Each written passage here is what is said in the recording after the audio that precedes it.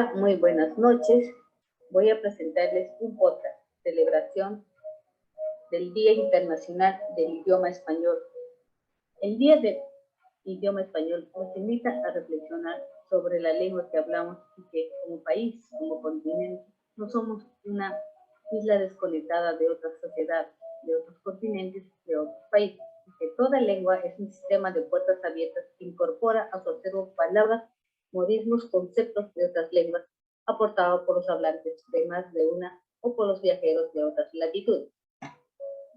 Como animal gregario, el hombre desde los primeros tiempos requirió vivir en grupos, conocer y dominar la naturaleza y su entorno, preservar la memoria de sus acciones más significativas, graficadas en piedras y paredes de las cuevas, cada vez con mayor complejidad, con su estructura neurobiológica, agregar un nivel icónico a la representación icónica.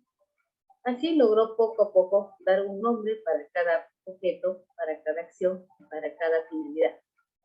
Objeto, acción y fines a los que se les da nombre generaron la palabra unidad mínima de comunicación, base de toda lengua. Y con la palabra referida a sus acciones pasadas generó su historia y la de su grupo, referidas al presente generó la comunicación. Y cuando la palabra se refirió al futuro, inventó mundos posibles o utópicos, generando la literatura y la planificación, bases del sistema artístico y societal, respectivamente. El pasado y el futuro fueron posibles gracias a las lenguas que cada grupo humano generó. Y son miles las lenguas humanas que se generaron en el mundo amplio y ajeno. Parafraseando a nuestro escritor Ciro Alegría, el mundo es ancho y ajeno. Para satisfacer las necesidades de su grupo y por los cambios imprevistos de la naturaleza, tuvo que desplazarse a zonas desconocidas, potencialmente peligrosas, pero también de posibles ganancias. Las razones de esta movilidad, de este intercambio, son variadas, pero destacan dos. De un lado, el carácter explorador del ser humano, avanzar hasta lo desconocido para ampliar su dominio del mundo, y del otro lado, el afán de conquista o de interrelación de tipo económico, religioso, por la supremacía frente a sus comunidades para satisfacer las necesidades de las comunidades propias. Esa dinámica de grupos de viajeros cada vez más grandes nos llevó al contacto con otros pueblos, con otras costumbres y otras lenguas, es decir, con otras culturas, pues cada lengua es expresión de una cultura. Como americanos, dueños de gran territorio, los grupos humanos nativos generaron al interior de sus zonas de convivencia sus propias costumbres, sus propias lenguas y culturas. Lo mismo pasaba en otros espacios de los otros continentes. Así, en la península ibérica, Iberia era el nombre de los griegos que dieron a territorios que hoy son España y Portugal. Se formaron varias lenguas nativas que posteriormente entraron en contacto con los de los navegantes griegos, con los de los pretores y milicianos romanos y con la lengua de los invasores árabes, lenguas que en un contacto con las lenguas nativas fueron configurando el portugués y el castellano. Estas últimas, las lenguas de los reinos de Castilla y Aragón, cuyos étimos no nativos son variantes dinámicas del contacto con los registros orales del griego, del latín y del árabe. Así, por ejemplo, la palabra en español ojo, base de las voces españolas populistas y oftalmólogo, provienen del latín oculus, ojo, y del griego oftalmos, ojo, respectivamente. El nombre del antiguo reino de Castilla tiene relación con el nombre primero del idioma español, el castellano, la lengua que adquirió primacía en este reino. La Mancha era el nombre topónimo de una extensa zona de Castilla y figura como parte del título de la obra fundamental y monumental de Cervantes, el ingenioso hidalgo Don Quijote de la Mancha. Precisamente, Alcalá de Henares, la ciudad donde nació Don Miguel de Cervantes Saavedra, era parte del reino de Castilla. Hoy, parte del reino de Castilla conforma la gran comunidad autónoma de Castilla, La Mancha, 29 provincias y su capital es la antigua ciudad de Toledo. Es colindante con la Comunidad Autónoma de Madrid, ubicada al este de la primera. En el siglo XV, con la llegada de nuestro continente de los conquistadores castellanos, el idioma de Castilla siguió expandiéndose en los virreinatos, pero su contacto con las lenguas nativas le dotó poco a poco de nuevas cosas, los americanismos que le dieron una constitución léxica repotenciada a tal punto que hoy son 70.000 las voces americanas reunidas en el diccionario de americanismos editado por la Real Academia Española, con los estudios lexicográficos aportados por las distintas academias americanas de la lengua española. La Academia Peruana de la Lengua está dirigida por el director y poeta piurano, catedrático principal sanmarquino y ex decano de la Facultad de Letras y Ciencias Humanas, doctor Marcos Cabrera. Actualmente, 483 millones de personas son hispanohablantes, 3 millones más en el último año, pero la diáspora del sistema español sigue creciendo en el mundo. Hoy más de 580.000 los habitantes son hablantes, y especialmente en América, donde se reconoce una de las variantes, la del Perú, como el español andino y el español de los Andes. Finalmente, os debo decir que el español, lengua oficial del Perú, comparte este rango con el idioma quechua, también lengua oficial de nuestro país, cuya historia y práctica debería ser parte de nuestra formación básica intercultural, para terminar con los rasgos de racismo, de prejuicios socioculturales que impiden lograr una visión más estable, armónica, comprensiva, que nos ayude a construir realmente una nación de todas las sangres, todas las culturas. Esperemos que haya sido de su agrado este podcast. Nos vemos en otro episodio. Muchas gracias. Buen día a todos, soy la alumna Alicia Potipa del aula tercero B y el día de hoy les hablaré un poco sobre el origen y la evolución del idioma español. Bueno, el español, al igual que el portugués, catalán, gallego, francés e italiano, proviene del latín, ya que la mayor parte de la península ibérica fue conquistada por Roma y formaba parte de su imperio, como muchos otros territorios europeos. Tras la caída del Imperio Romano, la influencia del latín culto fue disminuyendo poco a poco entre la gente, pues además ya se hablaba un latín vulgar, es decir, diferente en fonética, sintaxis y léxico. En este contexto, donde surgen las deformaciones del latín, nace el romance castellano, típico de la región que dio origen al Reino de Castilla y que se expandió por toda la península durante la Edad Media.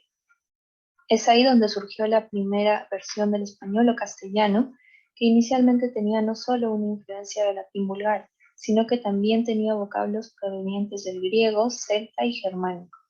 Pero la creación de un idioma español estándar basado en el dialecto castellano comenzó en el año 1200 con el rey Alfonso X. Él y su corte de eruditos adoptaron la ciudad de Toledo como la base de sus actividades.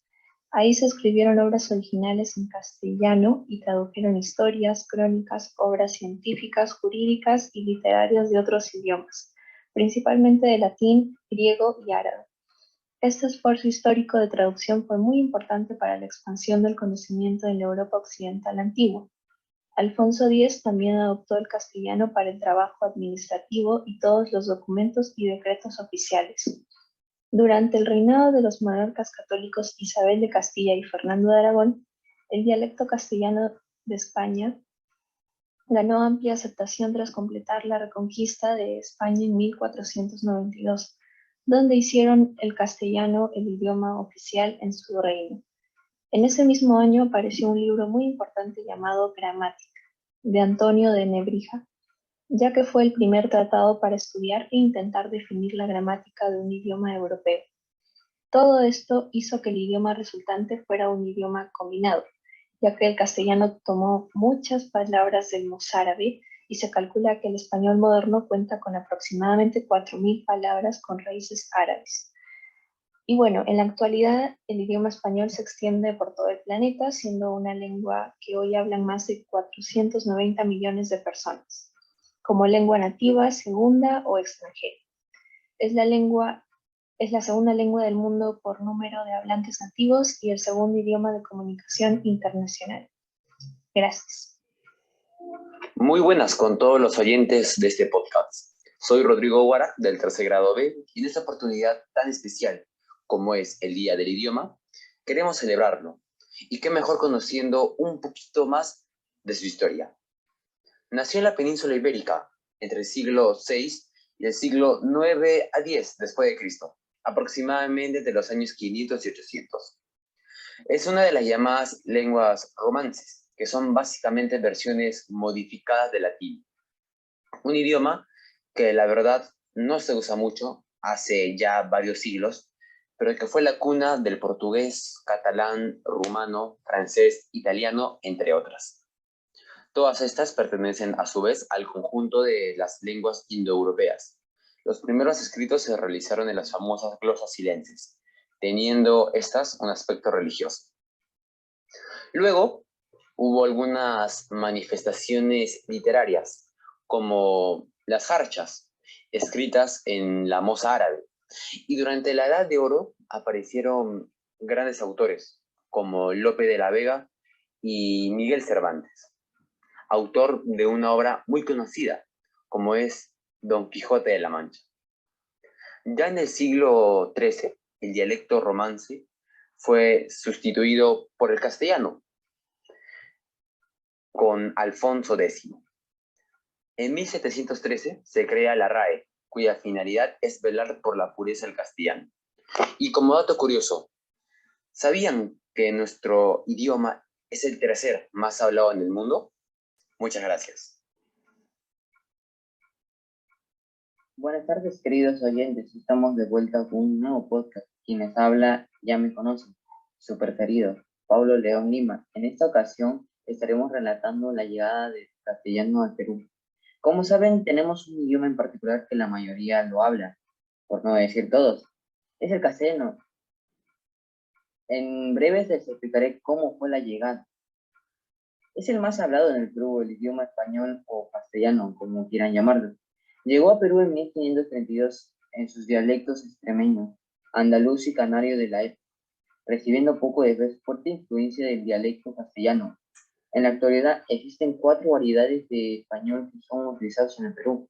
Estos son el español andino, hablado a lo largo y ancho de la Sierra Peruana, el español ribereño, hablado principalmente en Lima y en toda nuestra costa peruana, el español amazónico, hablado en la selva peruana, el mismo que posee una estructura tonal característica, y el español ecuatorial, hablado en la costa norte del Perú, en los departamentos de Lambayeque, Piura y Tumbes.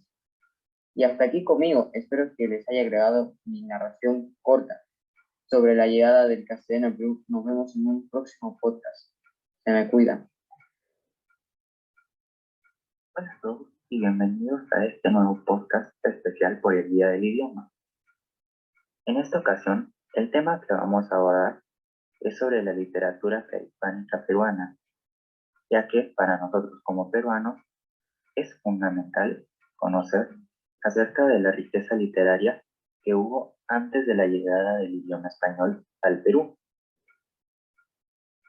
Hablar de literatura prehispánica peruana significa hablar sobre la literatura incaica que se caracterizó por ser oral, es decir, que era transmitido por medio de la voz de generación en generación, que era anónima, no le pertenecía a algún autor, sino a toda una comunidad. Era colectiva, puesto que los temas y personajes se relacionaban con la comunidad. Era agrarista, ya que se relacionaba mucho con la tierra y lo natural. Panteísta, porque se creía que en el pasado la naturaleza era una divinidad.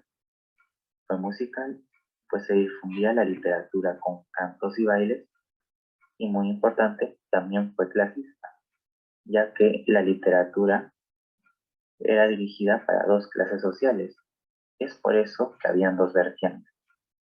La literatura oficial, que era dirigida a la nobleza inca, difundida por los amautas, y donde se destacaba lo ético, y la literatura popular, que estaba dirigida al pueblo era difundida por los arabicus y destacaba todo lo relacionado a la tierra.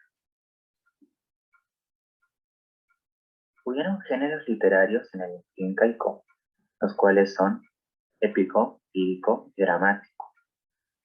En lo épico se destacaban los mitos y leyendas que narraban hazañas y hechos históricos, como la famosa leyenda de Manco Cápac y Mama Ocllo, y la leyenda de los hermanos Aya.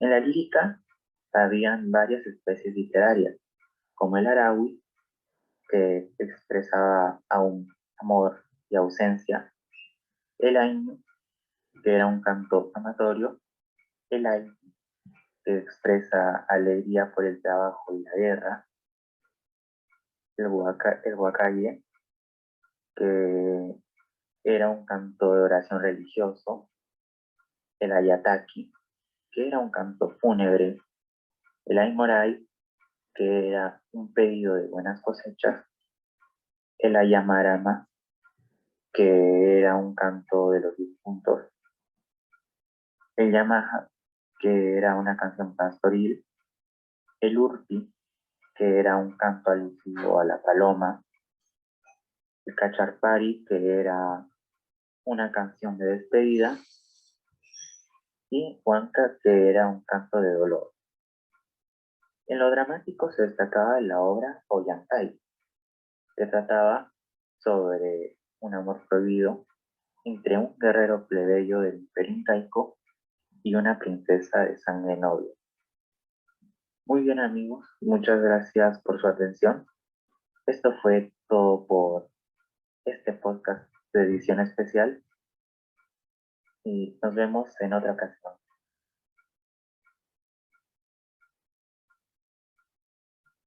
Hola, soy Maffer. Hola, soy Nayeli. Hoy les venimos a presentar un breve podcast de Miguel de Cervantes. Bien, así que comencemos.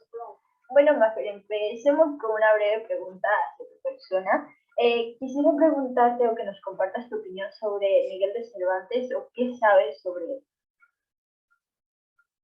Bueno, lo poco que sé de Miguel Cervantes es que este fue un novelista, uno de los más famosos de sus tiempos, y tuvo obras bastante reconocidas. En este caso, o por ejemplo, sería La Galeta, La Gatinilla, El Coloquio de los Perros, y por último, la más reconocida y la más famosa de la literatura, Don Quijote de la Mancha. Muy bien, hasta aquí unas cuantas obras enumeradas. Bueno, Nayeli, ¿nos puedes compartir un poco más de su vida? ¿Sabes algo más de su vida? Por favor, nos gustaría saber tu opinión. Claro que sí. Bueno, Miguel de Cervantes nació el 29 de septiembre de 1547. Aunque no hay pruebas de ello, se cree que el día de su nacimiento es el día de San Miguel, al menos es llamado así por los españoles. Fue bautizado en Alcalá de Henares, exactamente en la capital de España, Madrid, el 9 de octubre de 1547, en presencia de su padre llamado Rodrigo de Cervantes y de su madre Leonor de Cortina. Probablemente residió en diversas poblaciones de España al tener que acompañar a su padre, que buscaba mejorar su profesión de cirujano y barbero, ya que se desempeñaba en ambas. Hacia 1551 exactamente, Rodrigo de Cervantes se trasladó con su familia a Valladolid. Por deudas estuvo preso varios meses y sus bienes fueron embargados. En 1556 se dirigió hacia Córdoba para recoger la herencia de Juan de Cervantes, abuelo del escritor, y huir de los acreedores. No existen datos precisos sobre los primeros estudios de Miguel de Cervantes, que sin duda no llegaron a ser universitarios, pero parece ser que pudo haber estudiado en Valladolid, Córdoba o Sevilla. También es posible que estudiara en la Compañía de Jesús, ya que en la novela El Coloquio de los Perros elabora la descripción de un colegio de jesuitas que parecía una alusión a su vida estudiantil. Gracias, Nayeli. Datos muy interesantes. Hasta diría que su vida puede llegar a ser un poco catastrófica. Pero bueno, hablemos de su obra principal, Don Quijote de la Mancha. Esta obra es considerada la más famosa de la literatura en castellano, la cumbre de las letras españolas. Su primera parte apareció en 1605, una sátira sobre novelas caballerizas que rebasó su objetivo principal y pasó a convertirse en una reflexión intemporal y universal sobre el comportamiento del hombre. Esta es considerada por muchos críticos y lectores como la mejor obra literaria de ficción de todos los tiempos. Y realmente, esta conmemoración la merece Miguel Cervantes. Bueno, muchas gracias. Hasta aquí hemos llegado. Le hablamos un poco de su vida y de unas cuantas obras. Yo soy María Fernanda Velázquez. Yo soy Nelia Isabel Velázquez Pastán y nosotros somos alumnas del tercero B. Muchas gracias. Espero les haya gustado. Hasta una próxima aventura. Adiós. Y hasta aquí llega el programa del día de hoy. Espero que les haya gustado y hemos reflexionado la importancia de la lengua española. Bien, si te gustó el podcast del día de hoy, te invito a que dejes tu comentario, tu aporte sobre el tema y compartes este programa con tus amigos y amigas. Gracias por brindarnos su tiempo y su atención. Cuídense mucho. Nos vemos en el siguiente programa. Agradecemos a todos los asistentes y participantes por hacer de esta ceremonia un inolvidable homenaje al Día del Idioma Español. La pluma es la lengua del alma.